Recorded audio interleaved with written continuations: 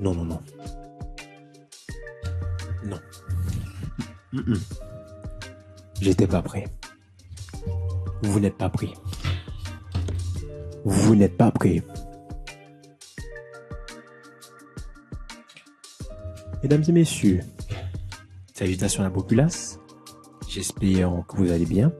En ce mercredi 6, en ce jeudi 6 mars 2025. Hier est sorti Daredevil Born Again, parce qu'aujourd'hui, on va parler de cette série qui revient 7 ans après la dernière saison 3. On sait, voilà, il s'est passé beaucoup de choses, il y a eu un reboot, etc. Mais ça y est, Daredevil Born Again est sorti, les amis, sur Disney+. Et franchement, c'est de la bombe. C'est incroyable. C'est une masterclass. Bon, après, moi, il y a des petites choses qui m'ont un peu dit, vite fait, un peu sorti de la série très rapidement dans l'épisode 1. Mais le reste, là, j'ai déjà envie d'être la semaine prochaine, les amis. J'ai déjà envie d'être la semaine prochaine, là. Je me gratte la tête, là, parce que c'est pas possible, c'est trop. Il y a trop d'informations. C'est génial. Les combats servent. Il y a une intrigue qui est mise en place. Il y a plusieurs intrigues qui commencent à être mises en place dès la fin de l'épisode 1 et l'épisode 2. Le côté avocat droit est trop bien. Franchement, on a du mal à croire que c'est un Marvel. Vraiment, ce côté parce que désolé, j'ai oublié de vous dire. Bim, spoiler. Pour ceux qui n'ont pas vu Daredevil, les 2 premiers épisodes de la série Daredevil Born Again qui est sorti hier, allez voir ces 2 épisodes et ensuite revenez dans la vidéo parce que c'est une dinguerie. On va spoiler comme des gros chiens à balle. C'est parti. Et je le redis, spoiler les amis, spoiler. Donc si vous voulez rien savoir, allez regarder d'abord les 2 premiers épisodes et revenez. Je vous ai prévenu. On reparle de ces épisodes. Franchement, c'est trop. Les combats depuis le début, c'est n'importe quoi. On retrouve. C'est comme si le Daredevil qu'on a eu dans She-Hulk, il n'a pas existé. Ce Daredevil un peu comique, humour, il n'a pas existé. Il a disparu. C'est comme si on avait vraiment l'essence de Daredevil les 3 premières saisons de Netflix. Avec vraiment, c'est un nouvel ajout de la production Marvel, Disney, etc.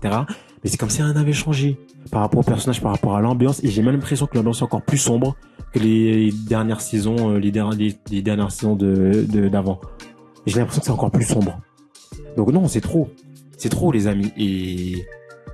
Et franchement, ces 2 premiers épisodes, ça m'a happé, mais directement. J'étais dedans. C'est trop. Je suis un peu déboussolé parce qu'il y a trop de choses qui est venu. Et franchement, c'est grandiose. Le combat au début avec Bullseye, parce que Bullseye est de retour. Et bim. Franchement, on perd pas de temps dès le début. Bim, premier épisode. Foggy meurt. Et en fait, les rumeurs étaient vraies. En gros, ils ont gardé parce qu'en fait il y a eu tout un reboot par rapport au fait que Foggy et Karen devaient mourir, mais ils ont juste fait mourir Foggy. Pour l'instant, Karen, elle existe, mais dans les premiers actes là, dans les 2 premiers épisodes, elle part dans le deuxième, du coup on la voit pas du tout du deuxième.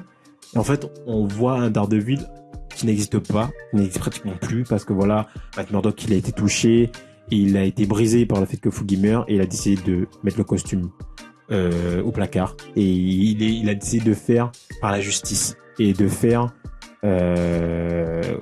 comme il a toujours fait en tant qu'avocat en fait, et de ne plus porter le costume.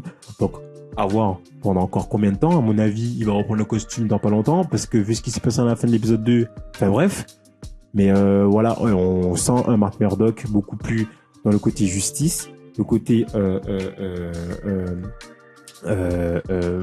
avocat, droit, et franchement ça marche trop bien. Le côté avocat, les amis, le côté droit, la série est trop bien écrite. Les personnages, j'étais dans l'ambiance.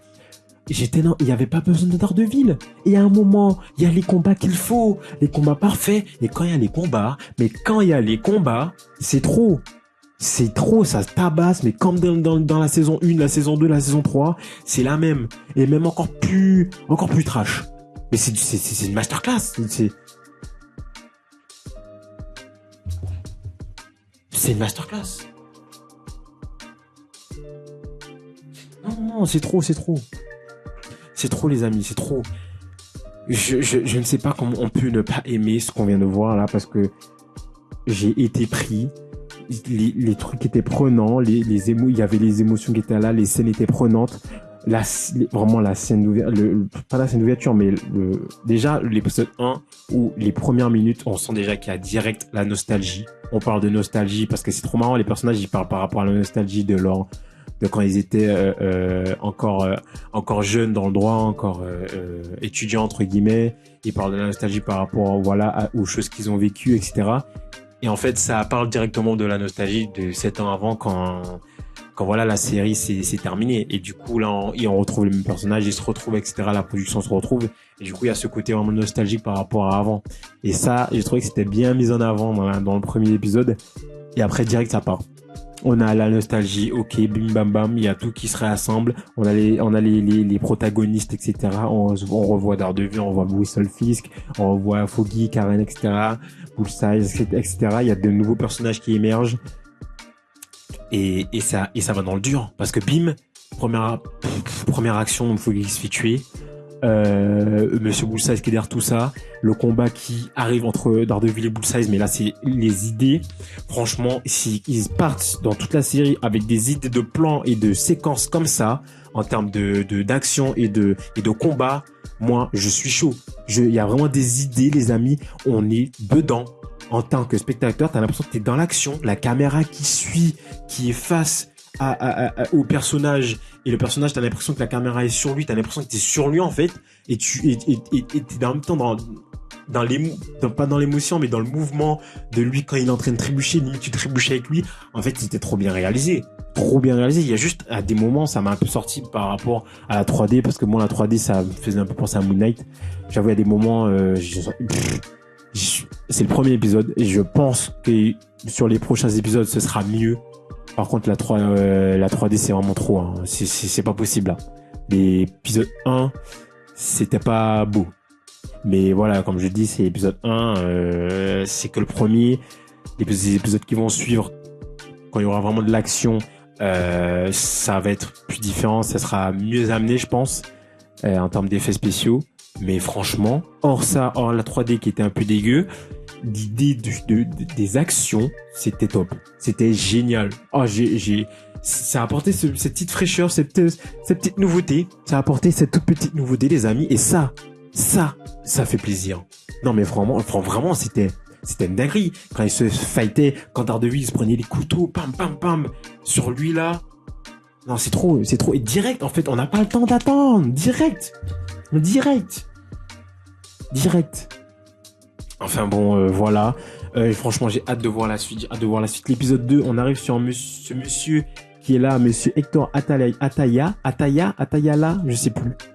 Oui, c'est ça, c'est monsieur Hector Ayala, qui du coup s'avère être monsieur White Tiger, du coup Tigre Blanc.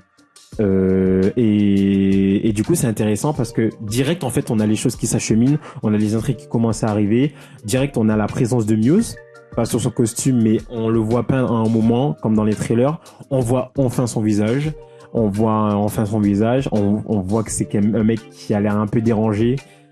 On va voir par la suite comment ça va évoluer, mais voilà, il y a des choses qui se mettent en place doucement mais sûrement et assez rapidement. Pareil, monsieur Whistlefisk qui devient rapidement maire, parce que voilà, il faut avancer, parce que le fait qu'il soit maire, ça va avancer directement. À mon avis, il y aura déjà, je pense que ça a commencé. Hein, il y aura pas une recherche, mais genre la police, etc.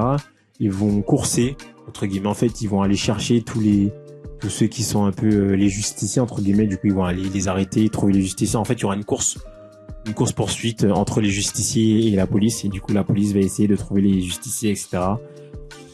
Petite mention à monsieur Spider-Man, parce que Wilson Fisk parle de Spider-Man, il parle du Punisher, il parle de Daredevil, ça fait plaisir. Et puis il y a plein de moments, il y a des moments dans les dialogues, il parle de canon, genre c'est canon, etc. En parlant de un personnage qui parle de canon par rapport à Wilson Fisk, genre il est canon, sa manière d'être, sa manière de faire les choses. Et en fait, ça rapporte surtout au côté canon le fait que la série est canon par rapport au MCU. Et elle rentre, parce qu'on parle justement de Spider-Man, et elle rentre, ça y est, dans le MCU. Donc on n'est pas à l'abri, dans cette série, d'avoir des petites pépites. On n'est pas à l'abri d'avoir des petites pépites du MCU. Ça, je suis sûr et certain, à la fin, il y aura peut-être des petites pépites. C'est possible. C'est fort probable. Enfin bref, là, ça pose des très très très bonnes bases, les amis. Des très très bonnes bases. Parce que ce Daredevil Born Again, ah ben, il est là, il est de retour, et il est né de nouveau. Ça y est, il est né de nouveau. De nouveau. Oui. Encore et encore, naître encore. Mais encore mieux qu'avant. Là, j'ai l'impression que ça va être encore mieux qu'avant, je sais pas. Franchement, ça part trop bien. Et vraiment, l'intrigue autour là déjà du personnage de White Tiger, Hector Ayala, très intéressante. Très intéressante. Le combat à la fin de l'épisode 2, où tu sens que le flic, c'est des ripoux. En fait, moi, je trouve qu'il y a trop une belle ambiance. Un peu à la The Batman, un peu à la Pingouin, mais à la sauce Marvel. Je sais pas si vous c'est pareil, mais j'ai un peu l'impression que l'ambiance, comment c'est tourné, la musique, les quartiers, j'ai l'impression que c'est un peu un Gotham, mais new-yorkesque, entre guillemets, à la Marvel. Et je trouve ça trop stylé, en fait. Trop stylé. Parce qu'il y a vraiment ce côté enquête par rapport au personnage de Matt Murdock qui, du coup, reprend ce rôle d'avocat. Surtout dans l'épisode 2, par rapport à Hector Ayala et tout. Il voit, puisque grâce à son sixième sens, il peut sentir des choses. Il voit puisque Monsieur Hector Ayala, il est poursuivi par la justice parce que il a essayé d'arrêter deux mecs qui étaient en train de tabasser un mec. Et en fait, parmi ces deux mecs, il y en a un qui est mort. Et en fait, ces deux mecs, c'était des flics. Et évidemment, il y a tout ce côté où les flics qui mentent, le flic qui a survécu, il a menti parce que voilà, il veut niquer le système, enfin il veut niquer le mec, clairement, il veut faire porter le chapeau au mec. Et il s'avérait que le mec, en fait, à la fin, c'est un putain de ripoux, un putain de flic de merde, parce que il est juste là pour ses intérêts, il veut juste faire sa loi lui-même, un peu comme, c'est pour ça que je dis, ça me fait un peu penser à Batman et Gotham, un peu comme dans Gotham, en fait, où en fait, il y a v'là les flics ripoux, qui sont capables de faire n'importe quoi. Et en fait, on a déjà eu ça dans les premières saisons de Daredevil, et ils ramènent ça, et là, j'ai l'impression qu'ils vont encore plus pousser le truc, et moi, je suis trop chaud. Le côté enquête avocat, s'il est comme ça, je suis chaud, les gars. Je suis chaud. Et en plus, avec Daredevil qui va commencer à faire des bastons, à niquer des gueules. Non, mais moi, je suis chaud.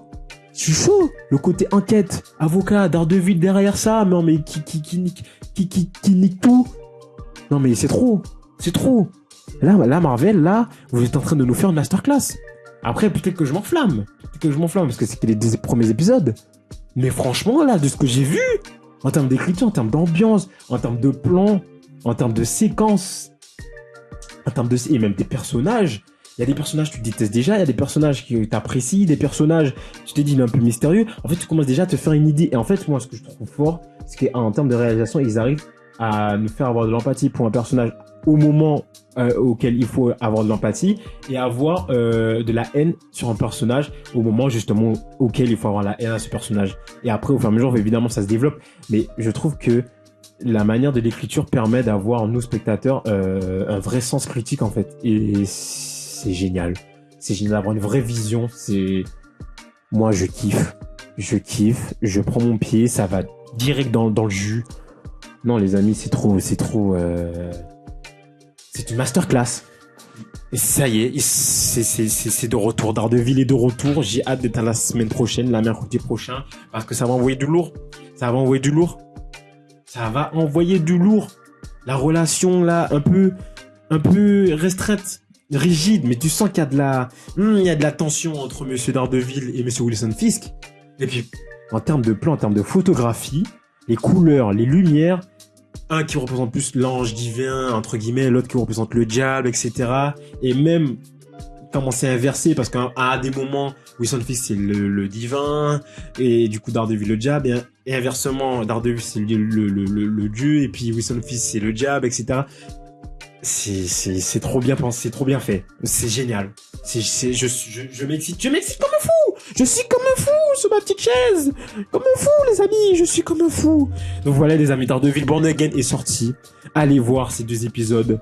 Et voilà, dites-moi ce que vous en pensez en commentaire de ces 2 premiers épisodes. Je veux tout savoir. Je veux savoir ce que vous en pensez, les amis. N'hésitez pas à lâcher un petit pouce bleu. N'hésitez pas à lâcher un petit commentaire. Et à vous abonner, activer la petite cloche pour avoir de nouveaux contenus aussi. Je vais faire de prochaines vidéos news. Daredevil, là, non les amis, c'est trop. Je suis en train de me repenser à cette scène de fin, non, c'est trop. Matt Murdock, il les défonce. Il défonce les 2 policiers là parce qu'il a dit aux policiers, mec, ne fais pas ça, ne fais pas ça. Le policier Ripou là, justement, qui voulait tuer le témoin, parce qu'il y avait un témoin dans l'histoire, le témoin qui a vu que le policier, que les policiers déjà, qui a pas vu, qui a subi que les policiers étaient en train de le taper, et qui a vu que le mec voulait en fait le sauver, le Hector Ayala, et du coup c'est une cible. Daredevil leur a dit non, ne faites pas ça, ne me frappez pas. Il leur a prévenu.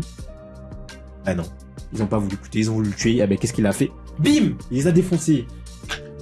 Craquage de bras, enfin pas craquage, cassage de bras. C'est trop. Les combats sont là au bon moment. C'est trop. Bref, on arrête là les amis. Prenez soin de vous et ciao tout le monde.